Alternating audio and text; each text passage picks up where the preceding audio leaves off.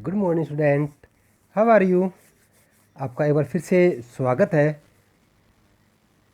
बच्चों, आज जो है हम ज्योग्राफी का थर्ड लेसन करने जा रहे हैं, जिसका नाम है अपवाह तंत्र, जिसको ड्रेनेज सिस्टम भी जो है कह देते हैं। बच्चों, सबसे पहले ये लेसन स्टार्ट करने से हम जानेंगे कि ये अपवाह तंत्र जो है इसका क्या मतलब है। उसके बाद जो है हम यह लेसन को जो है वो कंटिन्यू करेंगे। बच्चों, जो अपवाह है उसका अर्थ है कि एक निश्चित दिशा के अंदर जो पानी बहता है, चाहे वो नदी है चाहे वो नाला है, वो जो पानी बहता है उसको अपवाह बोलते हैं। उसकी डायरेक्शन जो है हमेशा एक दिशा की तरफ ही रहेगी। और जो तंत्र है इसका मतलब ये है कि उस क्षेत्र के अंदर वैसी वैसी जो वाहिकाएँ हैं और भी वाहिकाएँ जो है उस क्षेत्र के अंदर होती है, उस पूरे एरिया के अंदर जो ना जो जाल बिछा हुआ है वाहिकाओं का, जो नदियों का, उसको जो है तंत्र बोलते हैं। या स्पष्ट हम ये कह सकते हैं कि जो अपवाह तंत्र है वो बहते हुए पानी के जो नदियाँ हैं उनके लिए जो ना ये वर्ड यूज़ किया जाता है। बच्चों, आप जानते हैं कि जब बरसात होती है तब वो जो पानी है वो एक निश्चित दिशा में बहते हुए नदियों में गिरता है और फिर नदियाँ जो है वो एक निश्चित दिशा में बहती हुई जो है ना वो अपना पानी जो है वो सागरों में गिराती है। अगर ये वाहिका या नदियाँ ना होती तो पूरे क्षेत्र के अंदर जो है ना वो बाढ़ जो है वो आ जाती। अब जो बाढ़ आती है वो बाढ़ जो है वो नदियों के अंदर पानी ओवरफ्लो होने की वजह से जो वो बाढ़ आती है। अदरवाइज़ अगर नदियाँ ना होती तो जो बाढ़ का क्षेत्र है वो ज़्यादा बड़ा हो जाता। अब हम बात करते हैं कि ये जो नदियाँ हैं वो बारहमासी भी है और अल्पकालिक भी है। बच्चों, बारहमासी का मतलब है कि उसके अंदर जो है पानी हमेशा बहता रहता है। और अल्पकालिक का मतलब होता है कि नदियों के अंदर जो है पानी जो है वो किसी एक निश्चित समय के अंदर जो है उसमें पानी होता है, अदरवाइज जो है वो सूख जाती है। अब हम बात करते हैं कि इसके अंदर कुछ वर्ड है, जैसे जल ग्रहण का क्या अर्थ है। बच्चों, नदी जो है किसी एक विशिष्ट क्षेत्र के अंदर जो है जो पानी बहता है और उस क्षेत्र का पूरा क्षेत्र का जो है ना पानी वो एक ही नदी में आकर जो है वो गिर जाता है, उसको जल ग्रहण क्षेत्र कहते हैं, कैचमेंट एरिया उसको बोलते हैं। फॉर एग्जांपल, ये अपना एक एरिया है और इस एरिया के अंदर जो ना एक नदी बह रही है और उस नदी के अंदर क्या है कि जितनी भी जो छोटी छोटी उनकी सहायक नदियाँ हैं उसकी उस नदी में आकर जो है वो मिल जाती है और जो मुख्य जो नदी है उसको जो है वो क्षेत्रफल बढ़ जाता है। तो इसी को जो ना पूरे क्षेत्र को जो है वो जल ग्रहण जो है वो इसको बोलते हैं। एक नदी एवं उसकी सहायक नदियों द्वारा अपवाहित अपवाहित क्षेत्र को अपवाह द्रोणी कहते हैं। एक अपवाह द्रोणी का दूसरे से अलग करने वाली सीमा को जल विभाजक कहते हैं। देखो बच्चों, एक नदी है जिसकी डायरेक्शन जो है वो इस साइड है और एक दूसरी नदी की जो डायरेक्शन है वो इस साइड है। ये जो बीच का जो पार्ट दिख रहा है आप लोगों को, ये वाला जो बीच का जो पार्ट है ये जल विभाजक है। एक और आपको एग्जांपल देता हूँ मैं। आपने हरियाणा के अंदर जो अंबाला शहर है, जो डिस्ट्रिक्ट है, उसके बारे में जो है आपने नाम जरूर सुना होगा। वो गंगा नदी और सिंधु नदी का जो अपवाह तंत्र है उन दोनों को अलग करने वाला जो है वो क्षेत्र है, वो जल विभाजक है वहाँ पर। जैसे कि यहाँ अगर हम बात करते हैं, ये अपना अंबाला हो गया, इस साइड जो है सिंधु नदी का जो है वो बहाव हो गया, इस साइड जो गंगा नदी जो वो बहती है। उसी को जो है जल विभाजक कहते हैं, या जल संभर वाटर साइड जो है उसको कहते हैं। बड़ी नदियों के जल ग्रहण क्षेत्र को नदी द्रोणी, जबकि छोटी नदियों व नालों द्वारा अपवाहित तंत्र को जल संभर ही कहा जाता है। नदी द्रोणी का आकार बड़ा होता है, जबकि जल संभर का आकार छोटा होता है। नदी द्रोणी एवं जल संभर एकता का परिचायक है।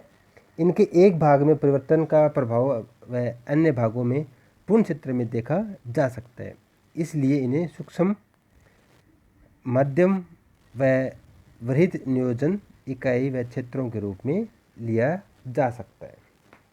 उसके बाद जो है अपवाह तंत्र को जो है अलग अलग उनके आधारों पर जो है वर्गीकृत किया जा सकता है।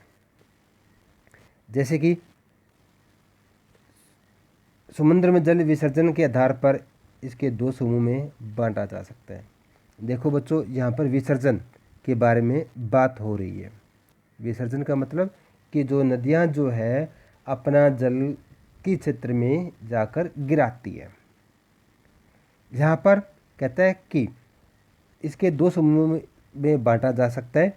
एक तो है अरब सागर का अपवाह तंत्र और दूसरा जो है बंगाल की खाड़ी का अपवाह तंत्र। एक तो बच्चों यहाँ पर विसर्जन के आधार पर जो यहाँ पर दो भागों में इसको बांटा है। एक है अरब सागर का अपवाह तंत्र, यानी कि जो अरब सागर के अंदर जो नदियाँ अपना जल गिराती है उसको बोला गया यहाँ अरब सागर का अपवाह तंत्र, और जो नदियाँ बंगाल की खाड़ी में अपना जो जल है उसको गिराती है उसको बोलेंगे हम बंगाल की खाड़ी का अपवाह तंत्र। देखो बच्चों, यहाँ पर तो विसर्जन के आधार पर जो है इसके दो भागों में डिवाइड किया गया है। हम इसके उत्सर्जन की जहाँ से ये बनती है, जहाँ से इसका निर्माण जो होता है उसके आधार पर भी जो है इसको दो भागों में बांट सकते हैं। एक भाग जो है वो हिमालय पर्वत है और दूसरा जो है वो प्रायद्वीपीय पठार है। अभी आपको दिखाता हूँ मैं कि ये जो अरब सागर के अपवाह तंत्र और बंगाल की खाड़ी के जो अपवाह तंत्र है उनमें क्या डिफरेंट है। देखो बच्चों, आप अच्छे से जानते हैं कि जो हिमालय जो पर्वत है या अपना इस साइड देखिए आप लोग, ये है अपना अरब सागर और इधर है बंगाल की खाड़ी। और यहाँ पर जो है एक पूरी जो है कि ये बाउंड्रीज जो है वो दिखाई जा रही है आप लोगों को। इसका अभिप्राय ये है कि इस साइड जो नदियाँ जो बहकर इसमें जल गिराती है, यहाँ जो है वो जल गिराती है, अपने बंगाल की खाड़ी में जो वो जल को गिराती है। और दूसरी ओर जो अपनी जो नदियाँ हैं जिसमें नर्मदा, तापी, लूनी या अपना जो सिंधु गंगा नदी का जो अपवाह तंत्र है वो क्या है, वो पानी गिराता है अपना अरब सागर में। तो यहाँ पर जो है इसको दो भागों में जो यहाँ डिवाइड किया गया है जो जल विसर्जन के आधार पर बच्चों यहाँ जो है हम ये भी बताता हूँ मैं आप लोगों को कि किस प्रकार जो है नदी के निर्माण के आधार पर जो है हम इनको अलग अलग भागों में जो है बांट सकते हैं। जिसमें बताया गया है कि एक तो जो है वो हिमालय पर्वत से निकलने वाली नदियाँ और दूसरा है प्रायद्वीपीय पठार से निकलने वाली नदियाँ। बच्चों, यहाँ से जो नदियाँ निकल रही है, इस साइड से जो भी नदियाँ निकल रही है इसमें जैसे सिंधु है, झेलम, चेनाब, रावी, सतलुज, व्यास, यमुना, गंगा, शारदा नदी, गोमती, घंगर, घघरा, और दूसरा जो गंडक, कोसी, ये जो नदियाँ हैं वो है हमारी हिमालय पर्वत से निकलने वाली नदियाँ। जबकि प्रायद्वीपीय पठार से निकलने वाली जो नदियाँ हैं वो है चंबल नदी, सिंध नदी, बेतवा, केन नदी, सोन नदी, महानदी, गोदावरी, कृष्णा, कावेरी। ये जो प्रमुख जो नदियाँ हैं ये प्रायद्वीपीय पठार से जो है वो नदियाँ निकलती हैं। और नर्मदा व तापी भी जो है ना ये भारतीय प्रायद्वीपीय पठार से जो है ये नदियाँ निकलती है। तो हम जो है इसके निर्माण और इसके विसर्जन के आधार पर जो है इसको दो भागों में जो हम इसको डिवाइड कर सकते हैं। ये अपवाह तंत्र दिल्ली, कटक, अरावली एवं सह्याद्री द्वारा विलग किए गए हैं। जल विभाजक की एक रेखा जो आपको अभी मैंने बताया है इसमें आप देख सकते हैं। कुल अपवाह तंत्र का 75% भाग, जिसमें गंगा, ब्रह्मपुत्र, महानदी, कृष्णा आदि नदियाँ शामिल है, बंगाल की खाड़ी में जल विसर्जित करती है। देखो बच्चों, ये कहता है कि बंगाल की खाड़ी के अंदर जो है नदियाँ जो ज़्यादा जल गिराती है, जबकि सिर्फ 23% भाग ही जो है ना वो सिंधु, नर्मदा, तापी, माही व पेरियर नदियाँ जो है वो अपना जल को अरब सागर के अंदर गिराती है।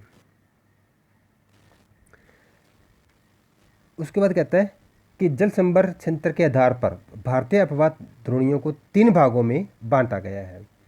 3 भाग कौन कौन से हैं? पहला है प्रमुख नदी द्रोणी, जिनका अपवाद क्षेत्र 20,000 वर्ग किलोमीटर से अधिक है, और यह जो है भारत के अंदर 14 नदियाँ जो है इसमें शामिल है, जिसमें गंगा, ब्रह्मपुत्र, कृष्णा, तापी, नर्मदा, माही, पेनार, साबरमती, बैराक आदि जो है ना वो प्रमुख नदियाँ हैं।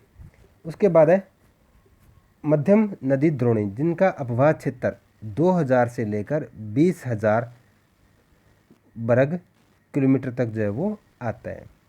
इसमें 44 नदियाँ द्रोणियाँ हैं, जिनकी कालिंदी, पेरियर, मेघना आदि जो इसके एग्जाम्पल हैं। उसके बाद है लघु नदी। इन नदियों का जो अपवाद क्षेत्र है वो 2000 वर्ग किलोमीटर से कम है।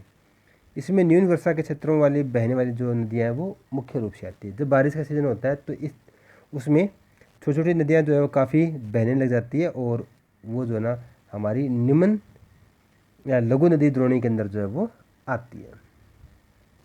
अब हम बात करते हैं कि आपको बताया था मैंने कि नदियों को जो उद्गम और स्रोत के आधार पर जो हमने इसको भी 2 भागों में बांटा था। एक हिमालय से निकलने वाली नदियाँ और दूसरी जो है वो बंगाल प्रायद्वीपीय पठार से निकलने वाली नदियाँ। यहाँ ये कहता है कि नर्मदा व तापी 2 बड़ी नदियाँ इसका अपवाद है। ये कहता है कि दक्षिण भारत के अंदर जितनी भी नदियाँ हैं वो पश्चिम से पूर्व की तरफ बहती है, लेकिन जो नर्मदा और तापी जो नदियाँ हैं वो इसके अपवाद है, ये जो है पूर्व से पश्चिम दिशा की तरफ बहती है।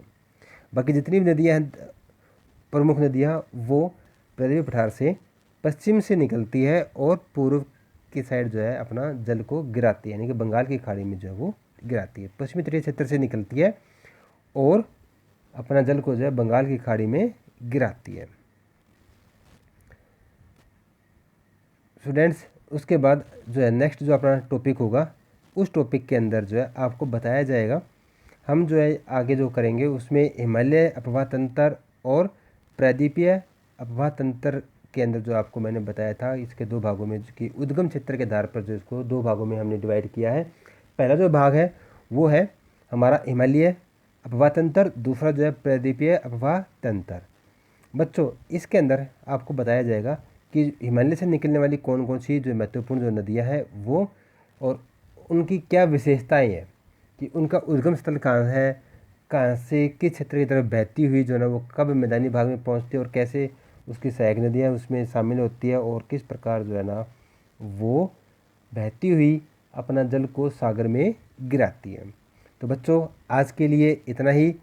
नेक्स्ट टाइम हम मिलेंगे भारत के अपवाह तंत्र के बारे में, जिसमें हिमालय अपवाह तंत्र और प्रायद्वीपीय अपवाह तंत्र की जो प्रमुख नदी है उनका विश्लेषण हम करेंगे। Thank you students, have a nice day.